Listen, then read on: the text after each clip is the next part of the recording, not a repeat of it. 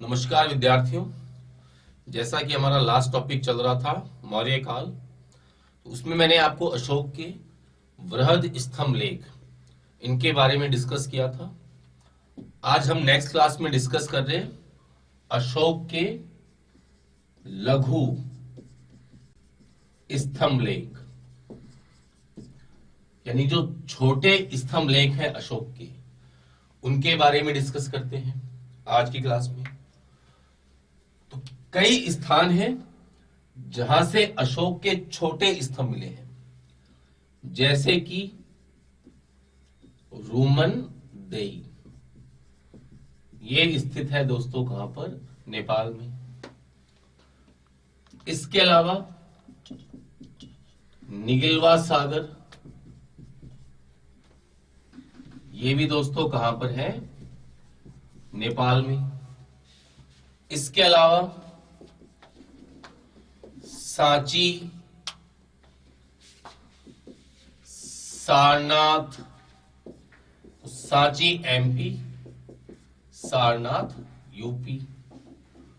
इसके अलावा कौशाम्बी,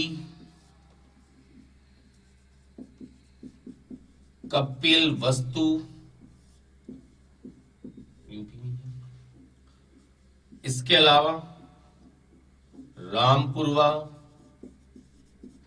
तो ये कई ऐसे स्थान हैं जिन स्थानों से अशोक के छोटे स्तंभ लेख प्राप्त हुए हैं। अब पहली बात करते हैं रूमनदेई की। तो रूमनदेई जो है नेपाल में, इसमें अशोक ने लिखा है कि उसने शासन के 20वें वर्ष यात्रा की किस स्थान की? लुम्बिनी। और महात्मा बुद्ध की जन्म स्थली होने के कारण उसने धार्मिक कर को तो क्या कर दिया दोस्तों? समाप्त कर दिया। और जो भू राजस्व कर है, इसे 1/6 से घटाकर कितना कर दिया? 1/8। वापस समझना, रूमनदेई से अशोक का एक लघु स्तंभ लेख मिला है। तो रूमनदेई का जो लघु स्तंभ है, इसमें लिखा है कि अशोक ने शासन के 20वें वर्ष लुम्बिनी की यात्रा की और महात्मा बुद्ध की जन्म स्थली थी लुम्बिनी, इसलिए यहां पे धार्मिक कर को तो समाप्त कर दिया। और जो भू राजस्व कर है, इसे 1/6 से घटाकर कितना कर दिया? 1/8। अब यहां पर एक चीज देखिए, एक तो ये अशोक का सबसे छोटा अभिलेख है। सबसे छोटा अभिलेख जो है अशोक का, इसी को माना गया है। और महात्मा बुद्ध के जन्म स्थली होने के बारे में ये एकमात्र अभिलेख ही है, प्रमाण है उस समय का कि महात्मा बुद्ध की जन्म स्थली क्या थी? लुम्बिनी। तो इसका एकमात्र अभिलेख है, प्रमाण जो उस समय का मिलता है, वो ये रूमनदेई का लघु स्तंभ ही मिलता है। दूसरा निगिलवा सागर नेपाल में, इसमें अशोक ने लिखवाया है कि उसने शासन के 14वें वर्ष कनक मुनि का जो स्तूप था, उस स्तूप का आकार क्या करवा दिया? दुगुना। वापस समझना, निगिलवा सागर है नेपाल में। तो यहां से जो लघु स्तंभ मिला है, इस लघु स्तंभ में अशोक ने लिखवाया है कि उसने शासन के 14वें वर्ष कनक मुनि के स्तूप को दुगुना करवा दिया, पहली चीज। और फिर 20वें ही वर्ष, यहां पर भी 20वां ही वर्ष है, और 20वें ही वर्ष यहां की यात्रा करके उसने क्या की है? पूजा अर्चना की है। सांची और सारनाथ, इनमें लिखा है कि अगर किसी ने संग में फूट डालने का प्रयास किया, वापस समझना, कि अगर किसी ने संग में फूट डालने का प्रयास किया तो उसे श्वेत वस्त्र पहनाकर संघ से क्या कर दिया जाएगा, निष्कासित। संघ मतलब कि बौद्ध संघ। तो सांची और सारनाथ से जो लघु स्तंभ मिले हैं उसमें लिखा है कि अगर किसी ने संघ, बौद्ध संघ जो था उस समय का, भिक्षुओं का भिक्षुणियों का संघ होता था, कि अगर किसी ने संघ में फूट डालने का प्रयास किया तो उसे श्वेत वस्त्र पहनाकर संघ से निष्कासित कर दिया जाएगा। तो इससे एक चीज पता चलती है कि उस समय जो बौद्ध संघ था उस पर भी अशोक का प्रभाव था। पूरी तरह से अशोक के कंट्रोल में थे उस समय के बौद्ध संघ। ठीक है। कौशाम्बी,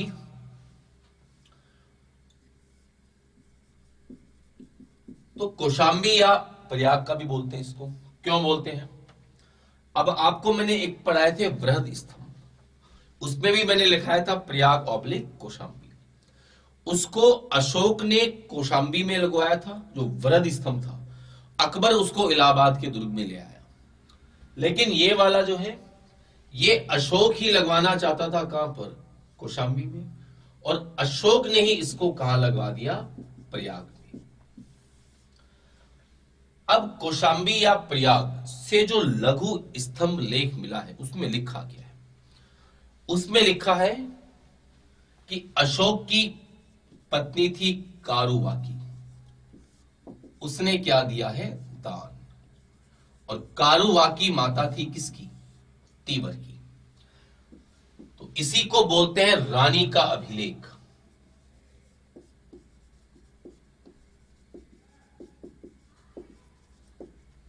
तो इसी को रानी का अभिलेख भी कहा गया है। अब कई पुस्तकों में यह लिखा मिलता है कि जो वृहद स्तंभ था प्रयाग कौशाम्बी का, उसको रानी का अभिलेख कहा गया है। मैंने भी थोड़े दिन पहले देख भी रहा था किसी ऑनलाइन क्लास में, तो उन्होंने वृहद स्तंभ लेख में ही लिखा दिया इसको कि रानी का अभिलेख। वो अलग है जिसमें प्रयाग प्रशस्ति खुदी है, जहांगीर का लेख, बिरबल का, वो वृहद स्तंभ है। ये है लघु स्तंभ, इतना इनको ध्यान रखना। ठीक है, वो वृहद स्तंभ है जिसपे प्रयाग प्रशस्ति है, ये लघु स्तंभ है। तो इसी में कारुवाकी के द्वारा दान दिए जाने का उल्लेख है, और यह भी लिखा है कि कारुवाकी जो थी ये तीवर की माता थी, और इसी को बोला गया है रानी का अभिलेख। नेक्स्ट देखिए, कपिल वस्तु। कपिल वस्तु से जो लघु स्तंभ लेख मिला है उसमें महात्मा बुद्ध के द्वारा जो परिनिर्वाण हुआ महात्मा बुद्ध का, उसका चित्रांकन किया गया है। रामपुरवा, तो रामपुरवा से एक तो मिला है वृहद स्तंभ, एक लघु स्तंभ भी मिला है। और जो रामपुरवा वाला लघु स्तंभ है इसके शीर्ष पर आकृति है किसकी, वृषभ की, और इसी में अशोक के साम्राज्य को जम्बू द्वीप कहा गया है। इसका उल्लेख किया है किसने, इत्सिंग ने, चीन का यात्री था इत्सिंग। और एक इतिहासकार हुए हैं निहार रंजन राय, इन्होंने इस रामपुरवा वाले को अशोक का सर्वश्रेष्ठ स्तंभ या कला भी मानी है। तो सर्वश्रेष्ठ स्तंभ या कला ये मानी है रामपुरवा वाले लघु स्तंभ को। एक बार वापस से देख लेते हैं। लघु स्तंभ लेख मिले हैं रूमंदेई नेपाल से। तो इसमें लिखा है कि मैंने शासन के 20वें वर्ष लुम्बिनी की यात्रा की, यानी अशोक ने 20वें वर्ष लुम्बिनी की यात्रा की। महात्मा बुद्ध की जन्म स्थली थी लुम्बिनी, तो धार्मिक कर तो समाप्त कर दिया और भू राजस्व कर, यानी जो कर होता था अनाज का, वो 1/6 से घटाकर 1/8 कर दिया।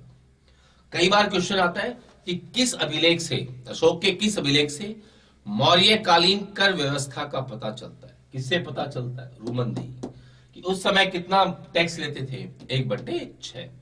यहां पर 1/8 इसलिए कर दिया क्योंकि बुद्ध की जन्मस्थली थी। तो एक तो ये अशोक का सबसे छोटा अभिलेख है। दूसरी विशेषता, बुद्ध के जन्म स्थली का एकमात्र अभिलेखीय प्रमाण है निगिलवा सागर नेपाल।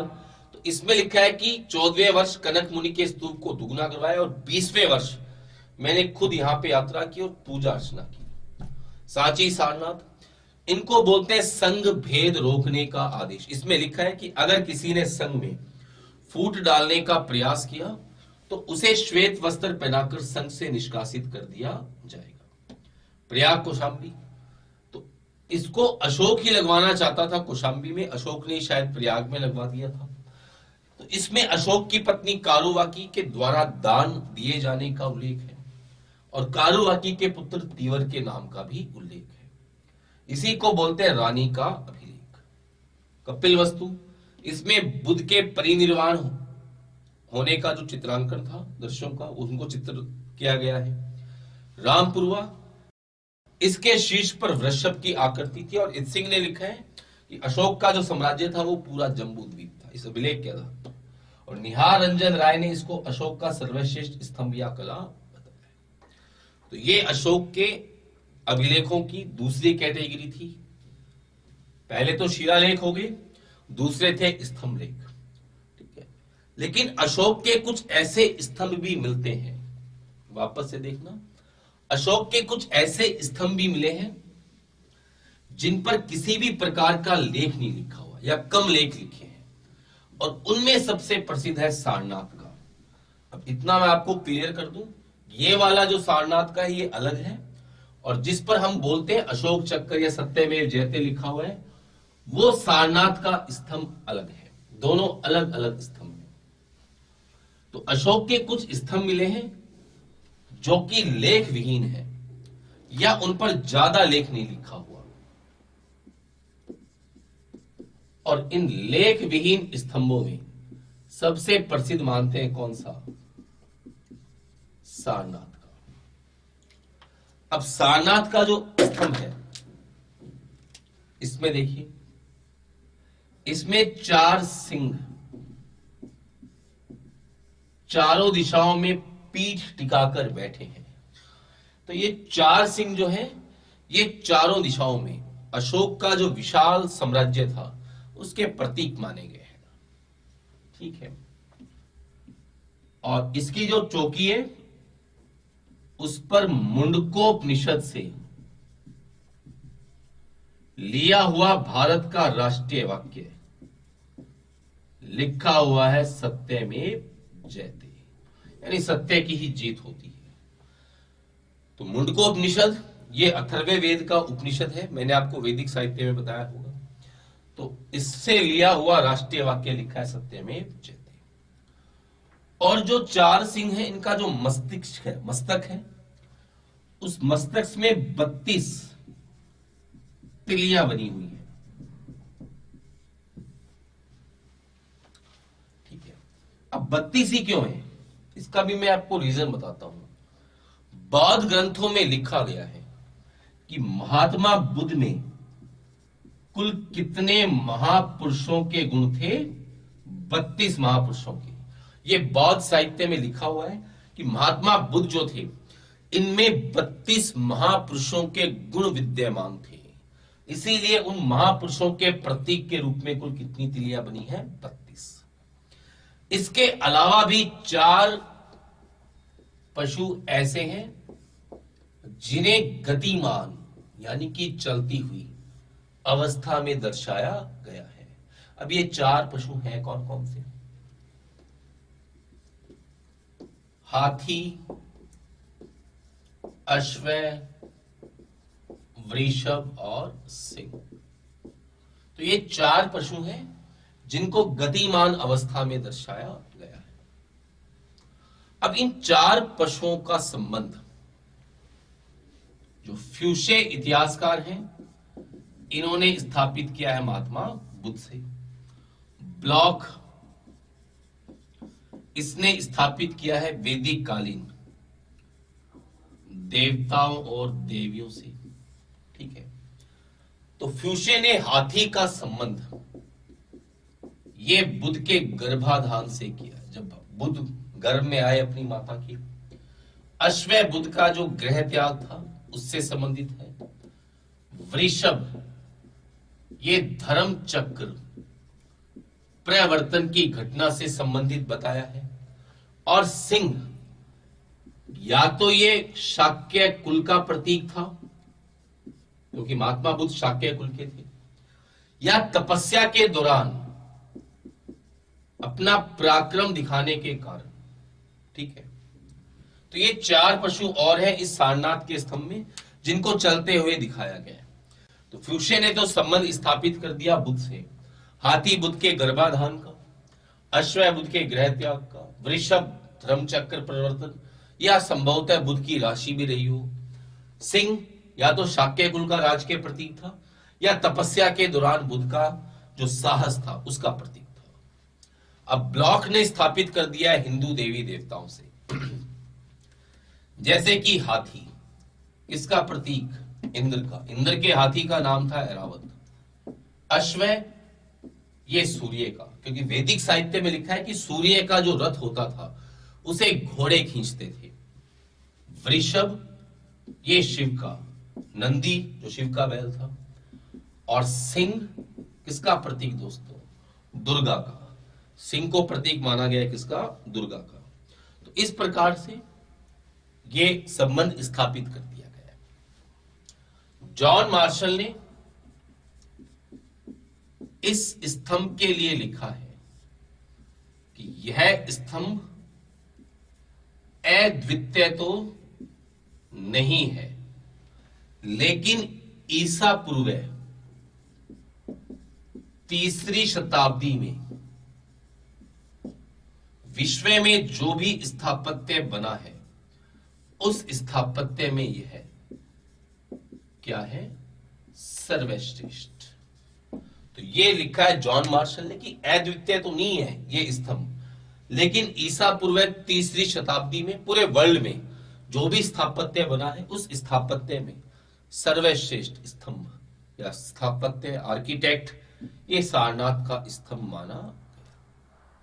इसके अलावा एक और स्थान है संकीसा, यूपी में है। संकीसा का जो स्तंभ है दोस्तों उस पे क्या बना हुआ है? हाथी। तो अशोक के स्तंभ जो है उनमें एकमात्र हाथी जो है शीर्ष पर, ये हमको संकीसा के स्तंभ से ही प्राप्त होता है, इतना ध्यान रखना। इसके अलावा वैशाली बिहार में इस पे भी आकृति है वृषभ की। एक सांची से भी जो स्तंभ मिला है इस पर भी कितने सिंह हैं? 4 सिंह। लेकिन समय के साथ ये स्तंभ थोड़े खंडित भी हो गए हैं। ठीक है, तो कुछ स्तंभ ऐसे भी हैं जो लेखविहीन है। इनमें सबसे प्रसिद्ध है सारनाथ का। 4 सिंह पीठ टिका कर बैठे हैं। तो चतुर्दिक यानी चारों दिशाओं में अशोक का जो विशाल साम्राज्य था उसको इंगित करते हैं। मुंडकोपनिषद से लिया हुआ राष्ट्रीय वाक्य लिखा है सत्यमेव जयते। सिंह का जो मस्तिष्क है उस मस्तिष्क में यहाँ पे 32 तिली है। 32 है क्यों? क्योंकि महात्मा बुद्ध जो है ये माना गया है कि उनमें कुल 32 महापुरुषों के गुण विद्यमान थे। 4 पशु और भी हैं गतिमान यानी चलती हुई अवस्था में, हाथी अश्व वृषभ सिंह। तो फ्यूशे ने संबंध स्थापित किया बुद्ध से, ब्लॉक ने हिंदू देवी देवताओं से। हाथी बुद्ध के गर्भाधान का, अश्व बुद्ध के गृह त्याग का, वृषभ धर्म चक्र प्रवर्तन यानी जब बुद्ध को ज्ञान प्राप्त हुआ, और सिंह या तो शाक्य कुल का प्रतीक या महात्मा बुद्ध ने तपस्या के दौरान जो पराक्रम या साहस दिखाया। ब्लॉक ने बताया कि हाथी इंद्र का प्रतीक, ऐरावत जो उनका हाथी था, अश्व सूर्य का, वृषभ शिव का, सिंह दुर्गा का, ये प्रतीक माने गए। इस स्तंभ के लिए जॉन मार्शल ने लिखा है कि अद्वितीय तो नहीं है, लेकिन ईसा पूर्व 3री शताब्दी में पूरे वर्ल्ड में जितना भी आर्किटेक्ट काम हुआ है, स्थापत्य बना है, उनमें यह सर्वश्रेष्ठ है। संकीसा यूपी में है, वहां से जो स्तंभ मिला है उसपे हाथी है। वैशाली वाला जो है वृषभ, सांची में भी 4 सिंह है। तो कुछ ऐसे स्तंभ भी हैं जो लेखविहीन है, जिनके बारे में अभी डिस्कस किया हमने। अब चलते हैं अशोक के अभिलेखों की तीसरे वर्ग की ओर। पहले हमने पढ़े शिलालेख, इसके बाद हमने पढ़े स्तंभ लेख, और तीसरा जो स्तंभों अभिलेखों का वर्ग था वो है दोस्तों गुहालेख, यानी जो गुफाओं में लिखे हुए लेख हैं, इनके बारे में। अब देखिए अशोक जो था उसने एक बिहार के गया जिले के अंदर जो बराबर नामक पहाड़ियां हैं, इन पहाड़ियों का नाम ही बराबर है, या अशोक के अभिलेखों में इनको खलवी तक पर्वत लिखा गया है। जो बराबर पहाड़ियां हैं, इन बराबर पहाड़ियों को अशोक के अभिलेखों में लिखा गया है खलवी तक पर्वत। तो इसमें अशोक ने कुल कितनी गुफा दान में दी है? 3 गुफा। और इनमें सबसे प्राचीन कौन सी है दोस्तों? सुदामा। राज्याभिषेक के 12वें वर्ष दान में दी थी, ये सबसे प्राचीन है। सुदामा के अलावा है कर्ण चौपड़, और तीसरी है विश्व झोपड़ी। तो ये 3 गुफाएं अशोक ने इस बराबर पहाड़ी या खलवी तक पर्वत पर किस संप्रदाय को दान में दी है? आजीवक संप्रदाय को। अब अशोक का ही एक पुत्र था जिसका नाम है दशरथ। तो दशरथ ने भी इस गुफा पर आजीवक संप्रदाय को ही एक गुफा दान में दी है। इसे बोलते हैं लोमश ऋषि की गुफा। यानी कुल 4 गुफाएं दान में दी थी अशोक ने, 3 और 1 दशरथ ने। सबसे प्राचीन है कौन सी? सुदामा की। तो ये 4 गुफाएं दान में दी।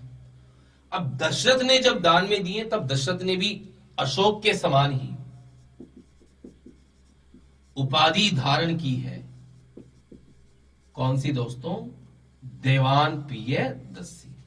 अशोक ने भी उपाधि ली है कौन सी? देवान प्रिय दस्सी। दशरथ ने भी उपाधि धारण की कौन सी? देवान प्रिय दस्सी। और इन दोनों के अलावा एक और शासक हुआ है श्रीलंका का, तिष्य। इसने भी उपाधि ली है किसकी? देवान प्रिय दस्सी। यानी इन 3 शासकों के द्वारा देवान प्रिय दस्सी की उपाधि को धारण किया गया। लेकिन एक बात मैं आपको यहीं पे क्लियर कर दूं, कभी भी मान लो नेट, फर्स्ट ग्रेड इस एग्जाम में आए कि क्या अशोक ने सबसे पहले देवान प्रियदर्शी की उपाधि को धारण किया? नहीं, अशोक ने खुद अपने अभिलेखों में लिखा है कि मेरे पूर्वजों ने भी इस उपाधि को धारण किया। ये ध्यान रखना, अशोक ने खुद अपने अभिलेखों में लिखा है कि मेरे से पहले भी मेरे पूर्वजों के द्वारा, पूर्वज है कौन? बिंदुसार या फिर चंद्रगुप्त मौर्य, ठीक है, तो उनके द्वारा भी इस उपाधि को धारण किया गया। ये खुद अशोक ने अपने अभिलेखों में लिखा है, ठीक है। तो एक तो हो गई ये गुफाएं। इसके अलावा दशरथ जो था, इसने गया जिले में ही नागार्जुनी पहाड़ी है, इस पर भी गुफाएं दान में दी हैं।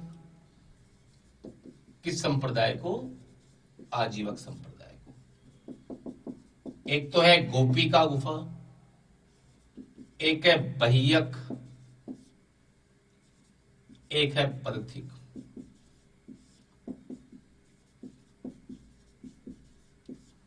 तो इन 7 गुफाओं को बोला जाता है दोस्तों सप्त गुफा। जो 7 गुफाएं हैं इन्हें बोला जाता है दोस्तों सप्त गुफा। तो ये हमने अभी पढ़े हैं अशोक के अभिलेख। तो मैंने आपको अशोक के अभिलेख कंप्लीट पढ़ा दिए हैं, उसके शिलालेख, स्तंभ लेख और उसके गुहा लेख, ठीक है, ये अभी कंप्लीट हो गए हैं।